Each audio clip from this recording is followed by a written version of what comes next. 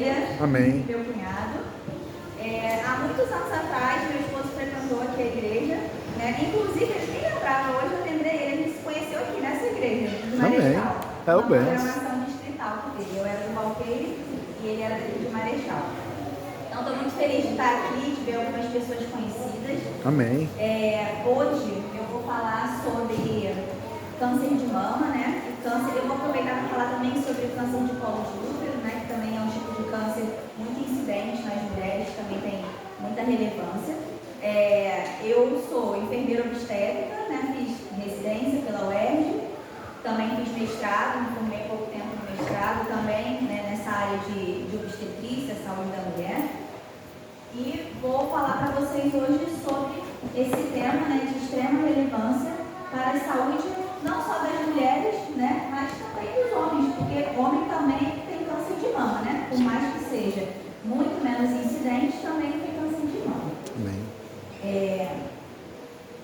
Então, para começar, eu vou ler com vocês alguns versículos bíblicos, tá? Quem tiver aí com a Bíblia pode abrir, por favor. Em 1 Coríntios 6, 19 e 20. Quem quiser também acompanhar aqui no telão, sem problema. Ou não sabeis que o vosso corpo é o templo do Espírito Santo, que habita em vós, proveniente de Deus, e que não sois de vós mesmos, porque foste comprados por bom preço. Glorificai, pois, a Deus no vosso corpo e vosso espírito, os quais pertencem a Deus. Então, em 1 Coríntios aí está dizendo que o nosso corpo, ele pertence a Deus. Amém. Então, é nossa responsabilidade, né? Cuidar do nosso corpo, que é templo do Espírito Santo. Então, a gente não pode ficar só esperando, né?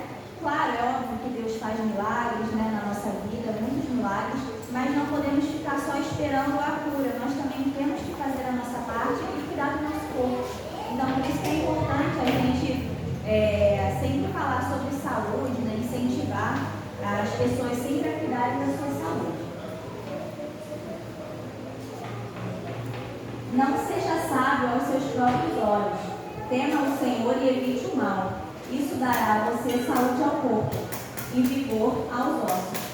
Então, Deus, Ele dá sabedoria, dá conhecimento também a nós, né, profissionais da saúde. E então que nós, né, possamos sempre estar procurando, né, fazer consultas, né, de forma periódica, procurando médico, especialista, né, todos na área da saúde, né, enfim, nutricionista, fisioterapeuta, né, toda a área da saúde é muito importante, porque Deus deu o conhecimento para que nós possamos, né, usar isso a nosso favor, Amém. em prol da nossa saúde.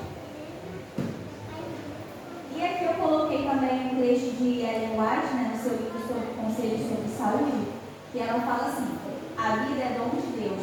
Nosso corpo nos foi dado para uso no serviço de Deus.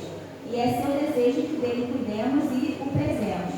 Nosso corpo deve ser conservado nas melhores condições físicas possíveis e sob as maiores influências espirituais, a fim de que possamos fazer o melhor uso dos nossos talentos.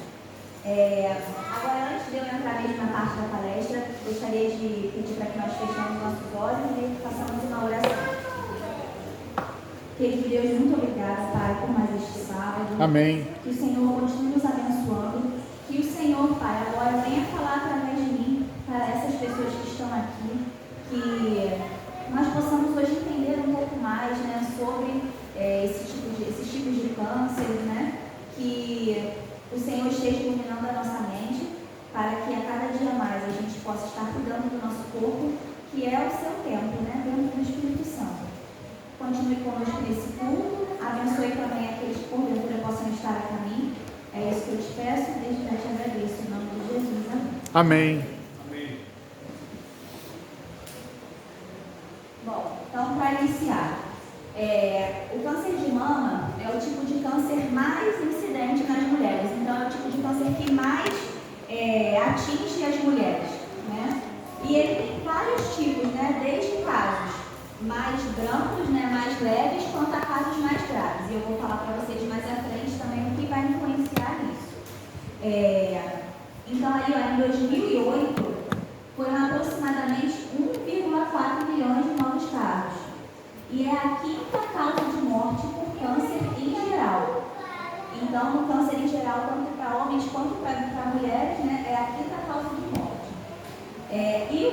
colo do útero, né, que eu também vou falar para vocês, ele é o terceiro tipo de câncer mais prevalente, né, nas mulheres, e causa o óbito de 274 mil mulheres por ano.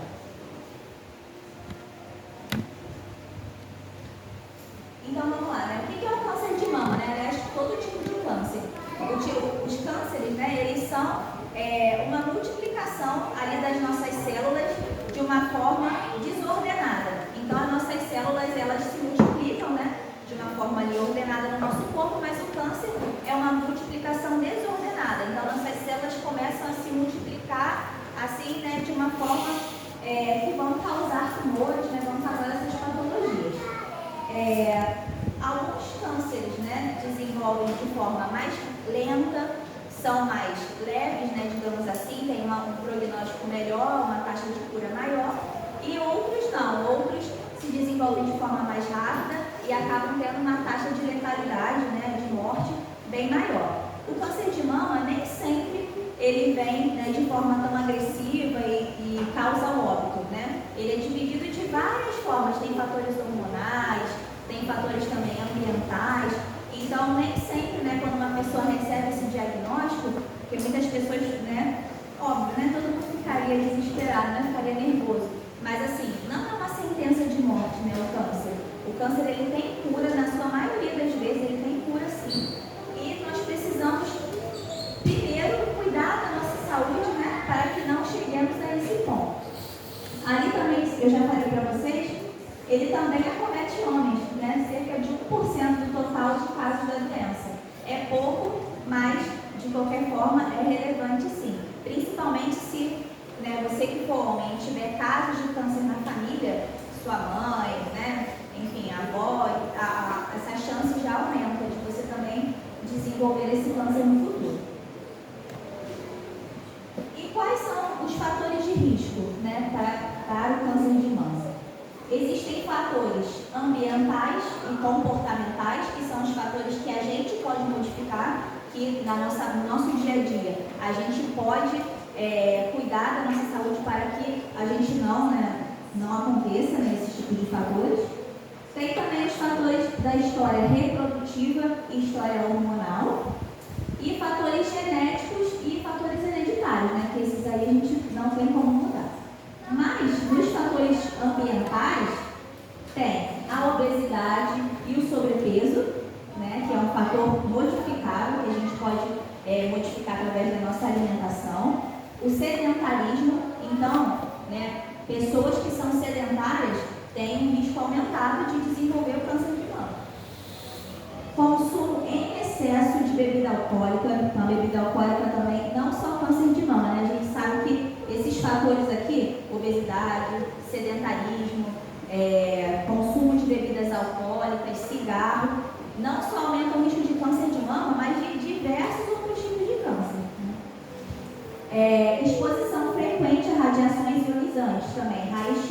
Então, fazer esses exames, né, muitas vezes a gente precisa fazer, é necessário, mas se expor diversas vezes, né, a esses exames também acaba aumentando o risco.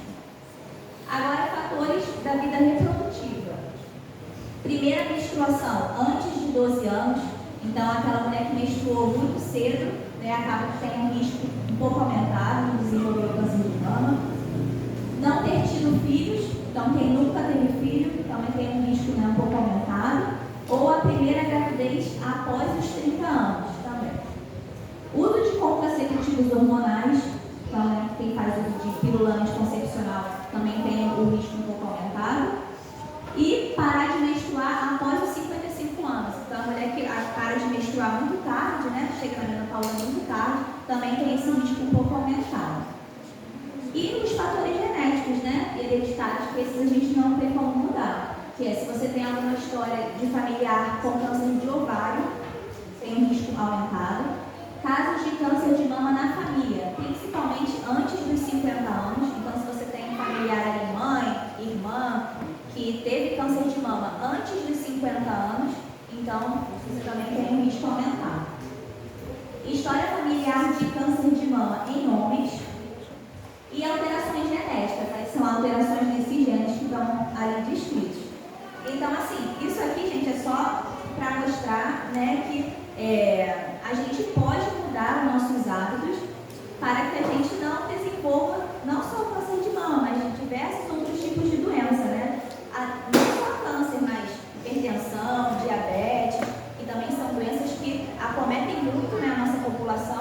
e que por muitas vezes, por esses fatores aí, a gente poderia modificar e poderia evitar essas doenças. A gente também não precisa ficar desesperado, porque tem muita coisa aí que a gente vai se enquadrar, né? Então, por exemplo, uma mulher que precisa fazer o uso do anticoncepcional, você conversa com o seu médico, né? Conversa com o ginecologista, vê quais são as opções que você tem de contraceptivo, mas também não precisa ficar desesperado porque eu faço uma dessas coisas aqui. A gente modifica o que a gente consegue modificar, né? Mas o que a gente também não conseguir modificar, não necessariamente significa que você vai ter o câncer, não. Aumenta ali em 0,1, 0,2%, né, as suas chances de ter o câncer.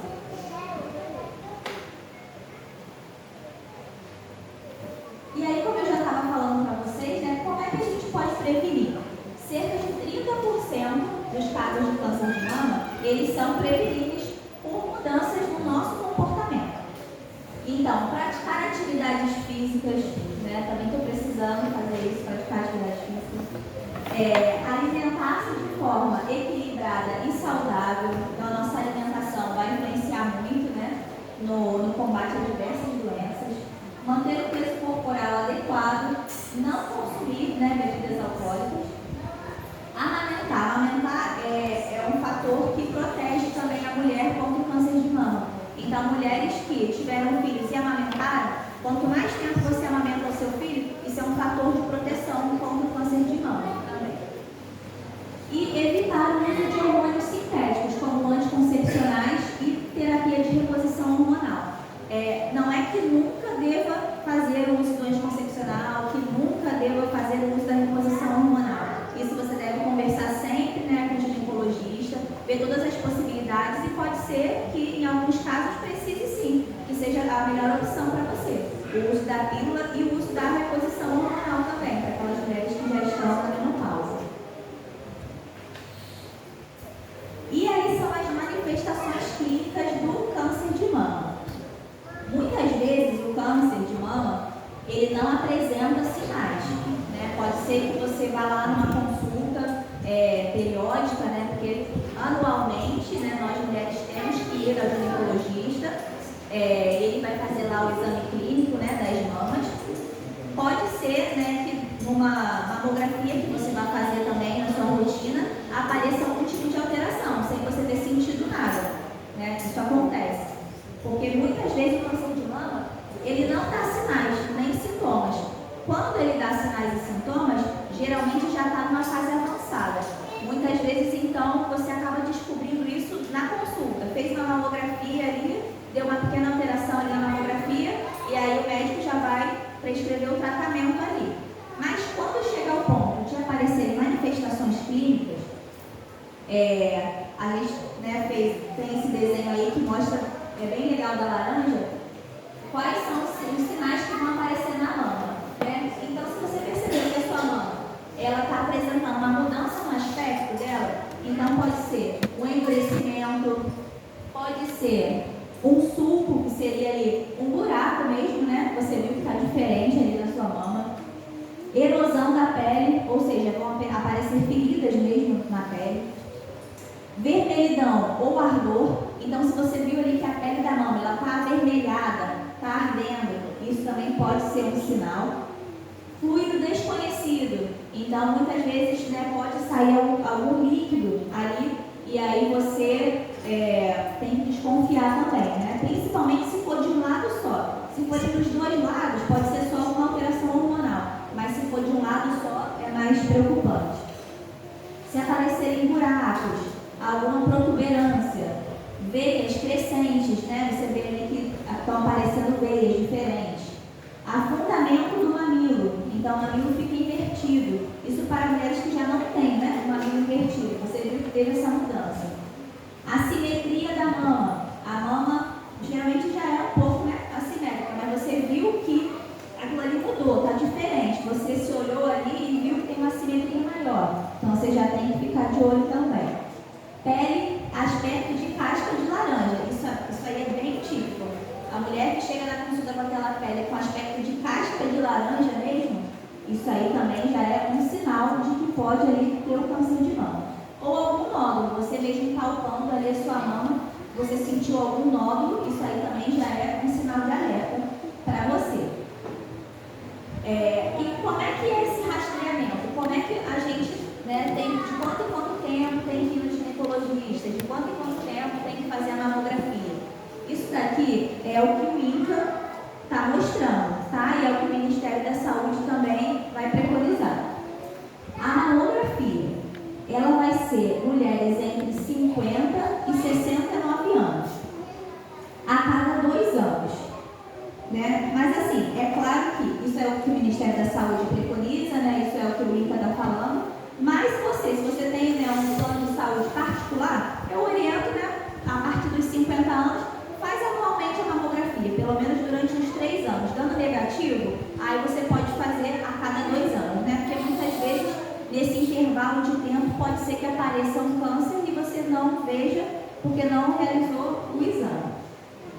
Então, a partir de 40 anos, todas as mulheres têm que fazer o exame clínico da mama. O que é isso?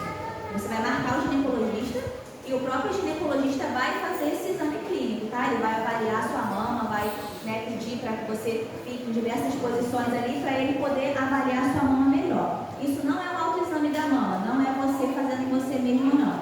O exame clínico é na consulta mesmo, tá? Então, anualmente, a partir dos 40 anos, o ginecologista precisa fazer esse exame clínico da sua mama durante a consulta. Se der alterado, aí vai pedir mamografia, a partir dos 40 anos. De 50 a 69 anos, o exame clínico da mama também anualmente e a mamografia a cada 2 anos, como eu falei para vocês.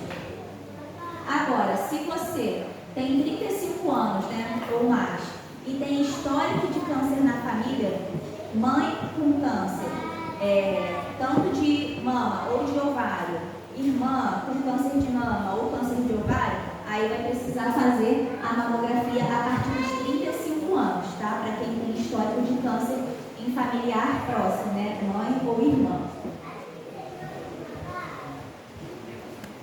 E aqui eu trouxe para vocês a classificação. Então, quando a mulher faz uma mamografia, o que aparece para ela ali, né, no resultado? Outro dia até a minha sogra fez uma mamografia e me mostrou, né, o resultado, e deu esse birraço aí. Poxa vida. Faltou. Mas tem no celular? Oi? Você tem no celular?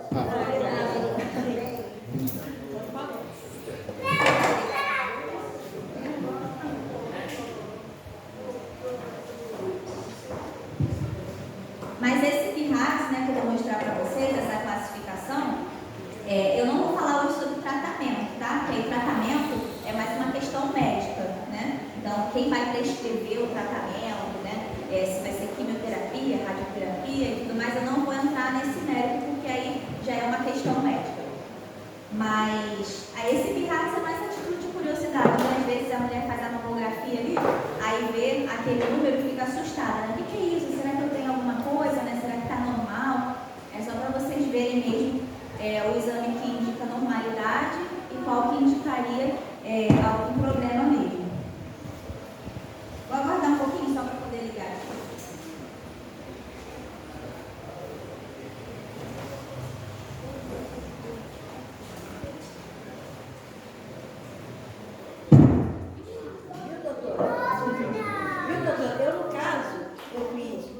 Policisto e tirei o útero. Aí você não pode fazer toda hora, não precisa fazer muito mais porque você não tem os outros órgãos, né? Sim. Somente a mama, sim.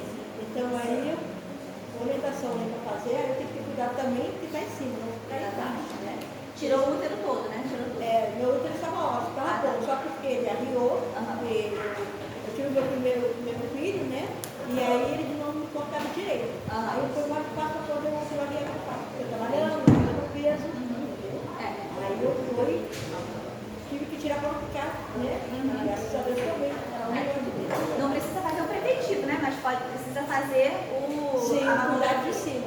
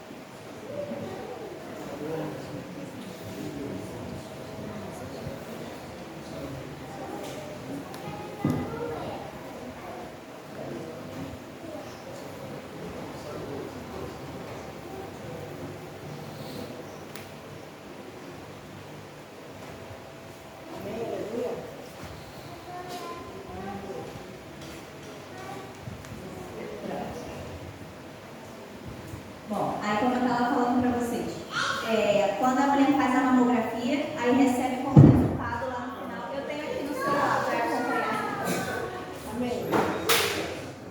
Aparece nos resultados lá, BIHARDS, né?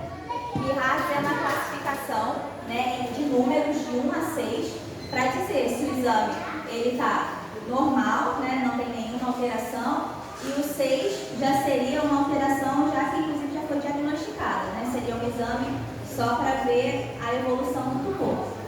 Então, quando você faz um exame, né, e dá BIHARDS 0, é porque o exame não foi suficiente ali para ver nenhuma alteração. Às vezes é uma mama muito grande, muito densa, e aí não conseguiu fazer uma avaliação. Aí precisa repetir o exame, né, se foi BIHARDS 0. Se foi BIHARDS 1, não foi achado nada. Não tem nada na mama, está tudo perfeito.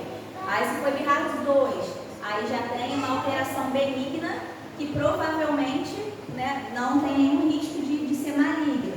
Aí BIHARDS 3, aí já é uma alteração possível, não, é uma alteração ainda benigna, né? Aí 4 já é uma alteração possível malignidade, BIHARDS 4, e o BIHARDS 5 já é uma alteração já provavelmente maligna. E aí já tem que encaminhar direto para a biópsia, porque provavelmente já é um câncer.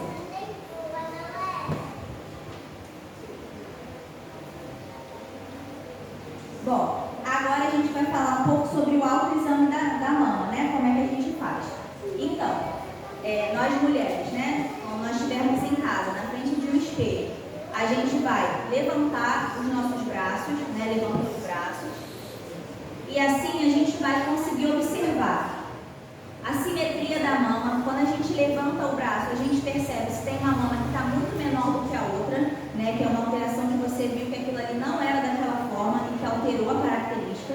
Então você vai levantar os braços, você vai colocar a sua mão na cintura, você vai colocar a mão na cintura e fazer assim para frente. Quando você faz isso, você vai observar se alguma mama se retrai. Se essa mama se retrair, isso também pode ser um sinal, né, que tem alguma lesão ali, algum tumor.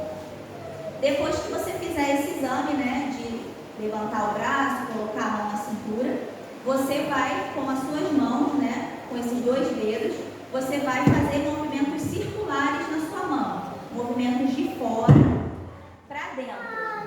Então, nessa forma, fazendo essa inspeção, você vai conseguir saber se tem a presença de algum nódulo ali palpável na sua mão. Então, você vai lá com seus 2 dedos, vai começar a pressionar até chegar no mamilo, para ver se tem alguma alteração, tá? Não tendo nenhuma alteração, isso não significa que você está dispensada do exame clínico, né, de ir no médico. Significa que você não tem ali nenhuma alteração aparente, mas de qualquer forma, todo ano você precisa ir no ginecologista para ele fazer o exame clínico e, né, se já tiver na idade, né, já adequada, fazer a mamografia. Mas é importante a gente ter esse autoconhecimento e a gente conhecer o nosso corpo, porque quando a gente conhece o nosso corpo, a gente percebe logo qualquer alteração, qualquer coisa de diferente, a gente já tá, ok, isso aqui não era assim, não era dessa forma, não era assim antes, tá? Então, sobre o autoexame é isso. Eu vou falar agora, como eu falei para vocês, eu não vou abordar a questão de tratamento. Então, eu vou falar sobre o câncer de colo de útero. O câncer de colo de útero, ele é o 3º tipo de câncer, como eu falei para vocês, mais prevalente nas mulheres. E como que esse câncer ele acontece? O câncer de colo de útero, ele é um tipo de câncer, né? É um dos únicos tipos de câncer que ele precisa de um vírus para que ele aconteça. É o HPV, não sei se vocês já ouviram falar sobre HPV, tem até a vacina, né, do HPV para os nossos jovens. É importante também os homens, né, estarem presentes nessa palestra, porque os meninos também têm que tomar essa vacina do HPV para que não contaminem as mulheres com esse vírus. Então, o HPV, ele é um vírus, ele tem centenas de tipos diferentes. Alguns deles causam câncer e outros não. Então, como que acontece, né, essa contaminação pelo vírus do HPV? Acontece por via sexual, né? Então, é importante também falar que preservativo, ele não descarta a possibilidade desse câncer, porque o HPV, ele é um vírus que está na nossa pele íntegra. Então, muitas vezes, só o contato da pele com a pele, isso já pode transmitir o HPV. Então, independente se vai ter preservativo ou não, pode ter o risco de desenvolver o câncer. E aí, o que a gente pode fazer, né, para que os nossos jovens, né, não tenham contato com esse vírus? Também, antes de eu falar isso, eu vou já deixar claro que existe uma vacina, né, contra o HPV, que hoje em dia o Ministério da Saúde ele vai mudando, né, às vezes a faixa etária, mas hoje está de 9 a 14 anos. Ah, mas por que tão cedo? Eu não vou levar meu filho e minha filha para tomar essa vacina, meu filho não tem relação sexual.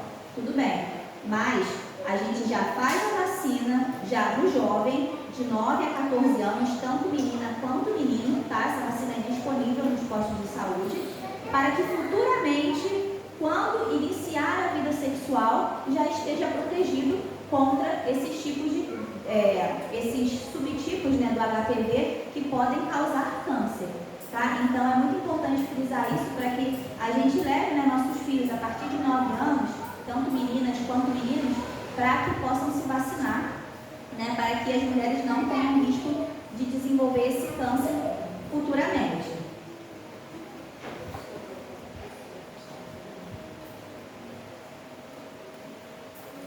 Né? Então, como eu falei para vocês, né, o HPV, o câncer de colo de útero, ele só acontece, né, diferente de outros cânceres que muitas vezes são fatores genéticos, o câncer de colo de útero não. Para a mulher desenvolver o câncer de colo, ela precisa necessariamente ter HPV. Se não tem HPV, não tem câncer de colo. É por isso que quando a gente vai na clínica da família, né, as enfermeiras, né, enfim, médico, quem for fazer a consulta, fala que só quem tem ou mais de 25 anos ou que já teve a sua primeira relação sexual, porque como eu falei para vocês, quem não teve relação sexual ainda não tem risco, tá? A menina que não teve, não tem risco de desenvolver o câncer de colo de útero, porque não teve contato ainda com o HPV, tá? Então, na clínica da família, ou, né, meninas que já iniciaram a vida sexual, ou a partir dos 25 anos, tem que fazer o exame de preventivo, tá? Então, a gente faz o preventivo. Primeiro, né, faz o primeiro preventivo, faz 2 preventivos e se o resultado do preventivo der ok, não tem nenhuma alteração, então pode fazer a cada 3 anos. Da mesma forma que eu falei para vocês do câncer de mama, eu também oriento quem puder, né, fazer que faça anualmente, né? Porque mesmo que o câncer de colo de útero seja um tipo de câncer que demora muito para se desenvolver, diferente do câncer de mama, né? Que o câncer de mama muitas vezes aparece e logo já se desenvolve. O câncer de colo não, é um câncer que demora 15 anos para se desenvolver, 20 anos. Por isso até que o Ministério da Saúde preconizou isso, que só a partir dos 25 anos para você fazer, porque é um tipo de câncer que demora muito para se desenvolver. Só que sempre tem casos em que o câncer age, né, de uma forma atípica. Então, acaba acontecendo, às vezes, do câncer desenvolver de forma mais rápida. Então, né, quem puder, tiver condições de fazer, faça anualmente, né, todos os anos, né, a partir de 25 anos, né, já faz o seu preventivo anualmente. E aí ele é de 25 a 64, tá? Então quem for fazer na clínica da família, a partir de 64 anos, após 64 anos, não faz mais o preventivo, tá? Justamente por conta disso. Se não desenvolveu até 64 anos, a chance de se desenvolver depois disso é quase nula. Então não precisa mais fazer após os 64. E aqui eu já tinha até falado para vocês, né, a importância da vacinação, que a gente não deixe de vacinar nossos filhos, né, é muito importante para que esse tipo de câncer, ele pare, né, de se propagar. E aí eu tinha colocado aqui um slide, né, só para fazer um resumo, né, da prevenção. O que nós podemos fazer, né, de acordo com o que a gente viu aqui na palestra, para poder evitar que a gente tenha, né, esses tipos de câncer ou até mesmo outras doenças, né, hipertensão, diabetes. Primeiro, né, atividade física. Então, quem puder, né, pelo menos fazer meia horinha de atividade física por dia, já é muito importante, uma caminhada que seja, já evita de você desenvolver diversos tipos de doença. Aqui nem precisava falar isso, né, mas bebida alcoólica e cigarro, né, que a gente sabe também que fazem muito mal para a nossa saúde e desenvolve diversos tipos de câncer, né, câncer de pulmão. Às vezes, né, a gente que trabalha no hospital vê pacientes, né, cometidos por esse tipo de câncer e realmente é uma coisa bem ruim de se ver assim, porque é um câncer que vem e que acaba que a pessoa vai a óbito em pouco tempo, né, depois que esse câncer se desenvolve. Então, seria atividade física, evitar sedentarismo, a nossa alimentação, evitar bebidas alcoólicas. Uma outra coisa também, né, que eu sempre gosto de falar, que evita também diversos tipos de doença, a nossa questão do sono, né, que muitas vezes a gente negligencia também. É muito importante que a gente durma bem, né? Eu sei que a gente vive uma vida muito corrida, né, nos nossos trabalhos, todos os nossos afazeres. O mundo hoje em dia, ele meio que empurra a gente para que a gente siga esse ritmo, né, acelerado. Mesmo que a gente tente desacelerar, às vezes é difícil, mas que a gente dê prioridade também para o nosso sono, para o nosso descanso, né? Deus, né, não é à toa que Deus separou um dia, né, o sábado, para que a gente possa descansar. Não significa que é ficar o dia inteiro dormindo, mas é o dia que a gente tem que tirar para a gente esquecer todas essas coisas, né, essas atribuições que a gente tem durante a semana, para que a gente possa relaxar, que a gente possa realmente focar só nas coisas de Deus. E aí eu coloquei aqui para vocês também, para finalizar, um trecho de Ellen White que eu achei muito legal. Ela falou assim: a saúde é um grande tesouro, é o mais valioso bem que os mortais podem possuir. A riqueza, a honra ou o saber são comprados demasiado caro quando adquirimos com prejuízo do vigor da saúde. É um terrível pecado abusar da saúde que Deus nos deu, pois todo abuso dessa natureza debilita a nossa vida e constitui um prejuízo. Então, algumas pessoas, né, não sei se todos aqui que estão aqui hoje, né, são daqui da igreja, se tem visitantes, né, a gente muitas vezes, quando vai no culto, a gente espera que seja um culto voltado para a cura, né, que Deus, né, vai curar. E realmente Deus, Ele tem todo o poder, né, para nos curar de qualquer patologia, de qualquer enfermidade, e a gente tem que acreditar realmente nos milagres de Deus. Mas a gente tem versículos bíblicos, a gente tem Ellen White que diz pra gente que nós temos que fazer a nossa parte. Nós não podemos ficar só esperando a cura, né? Como é que a gente vai esperar a cura se a gente passou a nossa vida inteira sedentário, consumindo alimentos que a gente sabe que não fazem bem para a nossa saúde, alimentos processados, refrigerante, fritura, se a gente, enfim, sedentário, fica o dia inteiro vendo televisão, come um monte de besteira em frente à televisão, não se exercita, não tem uma boa noite de sono e de descanso, está sempre ali em prol do trabalho. Não pega sol, vitamina D. Isso, não pega sol, exatamente, que a vitamina D também é muito importante para a nossa saúde. Então, você não pega no sol, fica lá no escritório, sentado o dia inteiro, não faz um exercício. Aí, quando que dá? Porque eu não tenho tempo de cozinhar, então eu vou comer aqui na rua qualquer coisa que der. Qual é o resultado disso a longo prazo? É doença, claro, não tem como fugir disso. Então, a gente não pode só ficar esperando a cura. A gente tem que cuidar do nosso corpo, porque, né, como está escrito na Bíblia, nosso corpo ele é templo do Espírito Santo. Amém. E é nossa obrigação cuidar do nosso corpo. Amém. Então, que a cada dia mais, né, que a gente possa se cuidar, fazer nossas consultas periódicas, né? Mulheres, todos os anos, não deixem de ir ao ginecologista. É muito importante. Além de fazer o autoexame, né, da mama, também fazer o exame clínico. Os homens também não deixem de se cuidar, porque eu sei que o homem é um pouco mais resistente, né, a ir para a consulta médica. Então, não deixem de procurar também, porque muitas vezes, quando a gente se lembra da nossa saúde, é quando que lembra da nossa saúde? Quando a gente está doente.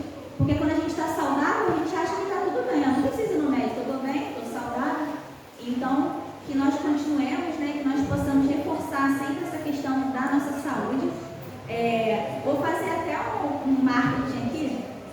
Eu estou como diretora da saúde, né, lá na igreja de Bangu. Aí, em maio agora, a gente vai fazer a nossa primeira corrida lá na